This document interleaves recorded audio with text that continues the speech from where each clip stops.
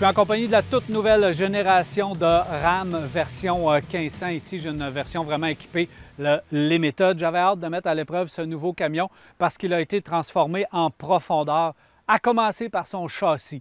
Ça, évidemment, si on regarde par le passé, les critiques qu'il y avait concernant le Ram, c'était souvent la solidité de son châssis. Eh bien là, on a un tout nouveau châssis construit à 98 % d'acier haute résistance. Alors, il faut dire que présentement, dans le marché du camion, c'est lui qui utilise le plus d'acier à haute résistance. Donc ça, c'est la première chose. La deuxième chose, c'est qu'on a innové pour sa portion avant du châssis.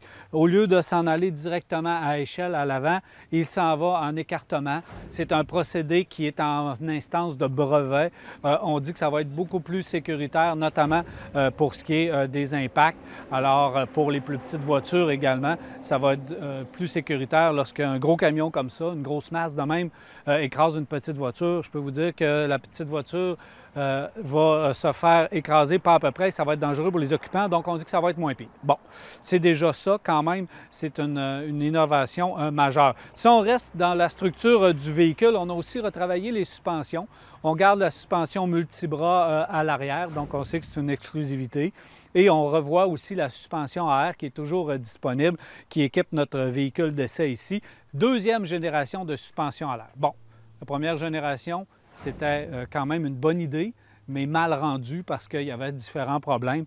La deuxième génération, on a complètement retravaillé tout le système de suspension. C'est plus robuste, va avoir moins de perte d'air, ça va être plus stable. Et à l'essayer, on va en parler un peu plus tard, déjà, je pense que c'est une bonne chose. Si on regarde du côté des freins, c'était 13,2 pouces, quand même de bonne dimension. C'est rendu 14,9 pouces.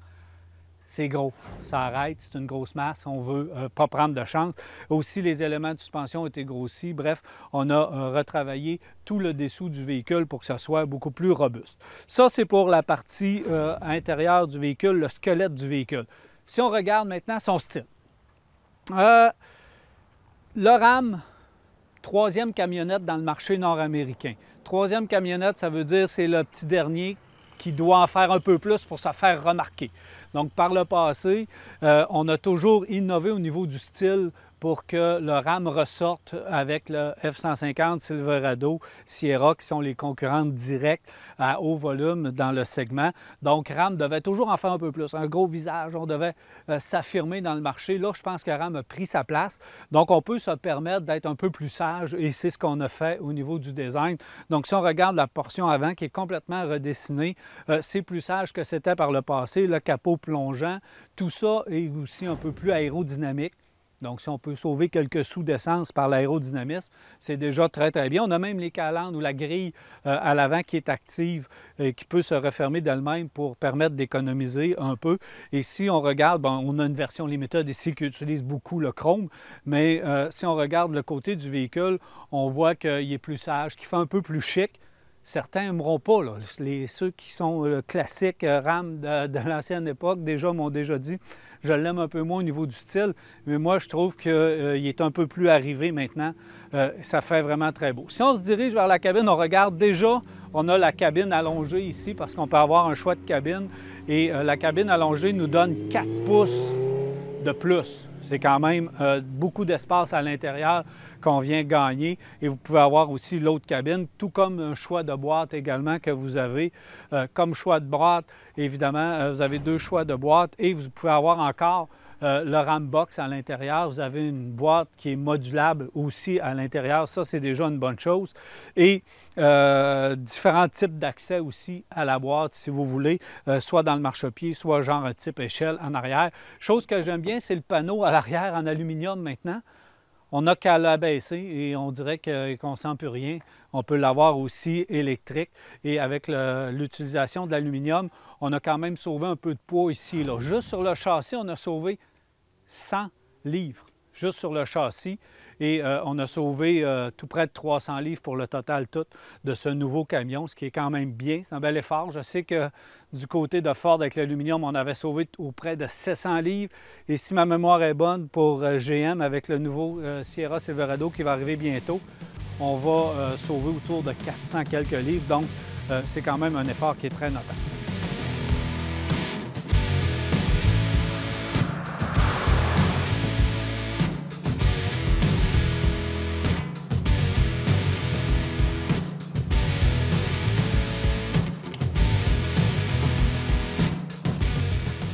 côté mécanique, bien, pas de grande surprise, hein, parce qu'on connaît les deux motorisations qui sont utilisées. D'abord, le V6 3,6 litres.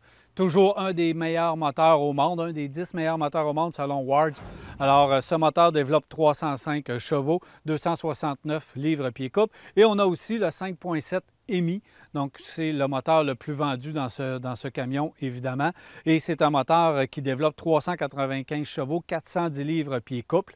Mais la grosse nouveauté, et même, je dirais, la surprise concernant ces deux motorisations, c'est qu'ils vont être disponibles sous peu avec le système e-Torque. Système e-Torque, bien, qu'est-ce que ça fait? Ça va venir ajouter surtout du couple. Si on parle du 3.6 V6, ça vient ajouter 90 livres pieds-couple immédiatement au démarrage. Donc ça, c'est quand même une très bonne nouvelle parce que c'est là souvent qu'on a besoin de la puissance. Et avec le 5.7 EMI, ça va amener 130 livres de pieds-couple et 5 d'économie de carburant au total tout parce qu'il y a le système arrêt-démarrage et il y a aussi le système coupe-cylindre qui s'applique dans ce cas-ci. Donc, ça veut dire quand même une belle innovation. Et si on regarde de plus près, on voit l'alternateur qui est ici. Le système e-Torque, c'est un alternateur démarreur qui va venir se joindre directement ici et qui va amener de la puissance via la courroie au moteur, donc ce qui va venir quand même l'aider. Tout ça allié avec une batterie 48 volts. Alors, c'est un beau système, c'est pas complexe, à mon avis, ça va être fiable et ça va permettre justement de sauver un petit peu de carburant pour avoir un peu plus de puissance. Alors, belle innovation, bravo.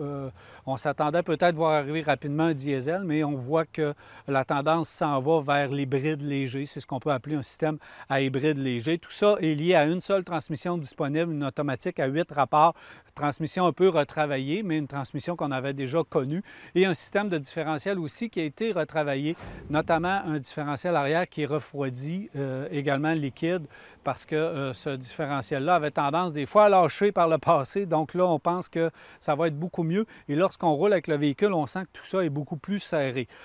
Capacité de remorquage, bien là, on s'en va dans des capacités de remorquage assez élevées.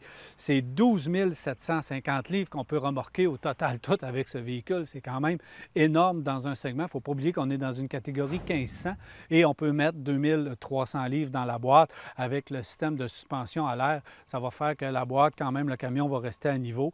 Alors, c'est vraiment très bien du côté mécanique. C'est connu. On a amélioré un peu le tout avec le système e-Torque. Alors, je pense que ça va rassurer les acheteurs potentiels.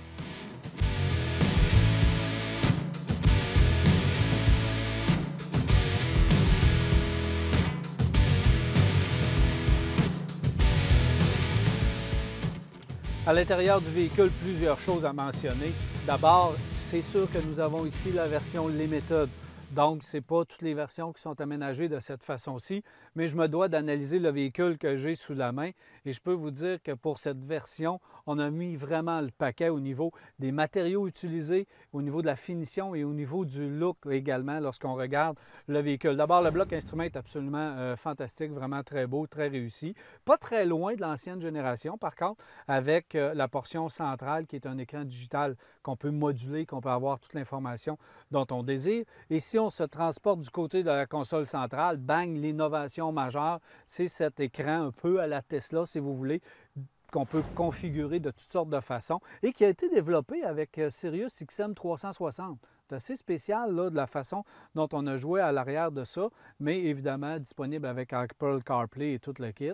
Et si on place l'écran et qu'on veut avoir notre navigation, oh, c'est immense dans le centre, ou encore on va avoir d'autres renseignements. On garde quand même l'écran de navigation central où on peut l'aménager un peu comme on veut. Alors ça, c'est vraiment très bien. Innovation, bravo, chapeau, j'adore. Et on a placé aussi des boutons tout le tour, ce qui fait en sorte que c'est facilement, et on n'a pas de misère à s'y retrouver dans ce système-là. Le Uconnect, anciennement, était vraiment facile à utiliser. Et on peut dire la même chose avec celui-là. Console centrale, bien là, c'est immense. On peut se perdre là-dedans. Moi, je n'ai pas osé m'y aventurer, mais vous voyez qu'il y a beaucoup de rangements de toutes sortes de façons.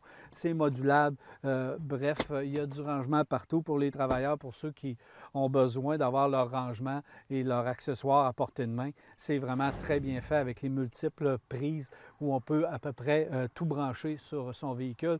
Et que dire de l'espace à l'arrière? C'est pratiquement une limousine pour ce véhicule-là. là, alors beaucoup d'espace. Les sièges sont confortables, les matériaux sont excellents et j'ai même le toit panoramique ici à grandeur qui est tout simplement fantastique et qui donne un bel éclairage à l'intérieur. Bref, tout est là.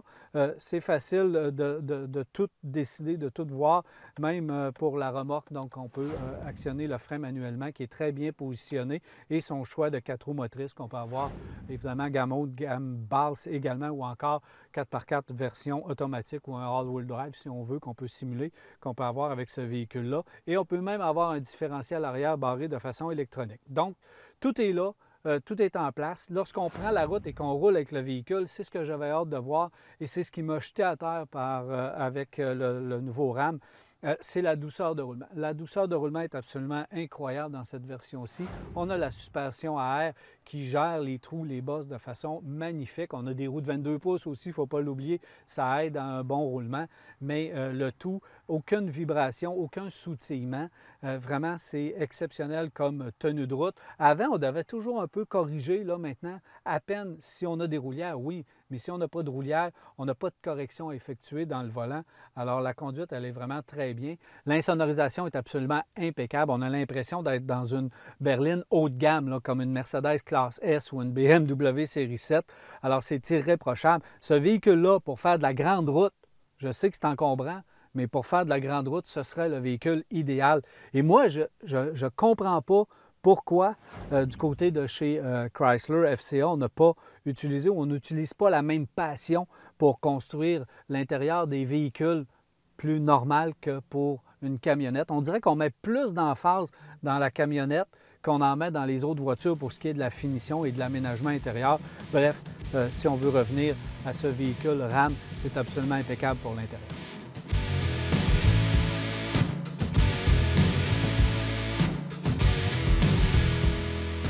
La guerre est absolument incroyable entre Ford, GM et Ram dans le segment de la camionnette. Maintenant, FCA, avec sa division Ram, a produit un tout nouveau camion qui est très compétitif dans le marché. Et on n'avait pas le choix parce que Ford sont arrivés avec des innovations incroyables avec son F-150 en aluminium, encore le plus vendu. GM arrive avec une nouvelle camionnette complètement repensée qui utilise des nouveaux matériaux. On innove aussi du côté de la motorisation. Alors, on devait réagir très rapidement. À tel point que cette nouvelle camionnette, donc le nouveau Ram 2019, va accompagner le 2018 qui va être aussi et qui va continuer d'être en vente pendant un certain temps, un peu comme le Pacifica et la Caravane présentement. Donc, les deux vont être sur le marché. Alors, on devait réagir vite, on l'a fait et on a produit un camion de toute beauté au niveau design, intérieur, confort, innovation technologique, la sécurité. Tout est placé à bord et que dire de la conduite, de la douceur de roulement. Alors, on a vraiment fait tout un véhicule. Il va être disponible en plusieurs versions, 7 versions, dont une exclusive au Canada, la version Sport, qui se distingue par des roues noires et un aménagement extérieur et intérieur un peu différent dans le choix des matériaux. Donc, on a cette version-là. On va avoir aussi le Rebelle, qui est très populaire, qui s'adresse aux gens qui vont avoir un camion avec plus de présence et dans une multitude d'autres versions. Le prix de départ va être autour de 34 000 et on va aller jusqu'à 65 000 prix de départ pour notre version Limited ici. Alors, il y en a vraiment pour tous les goûts. C'est à vous de faire votre choix, mais c'est pas évident.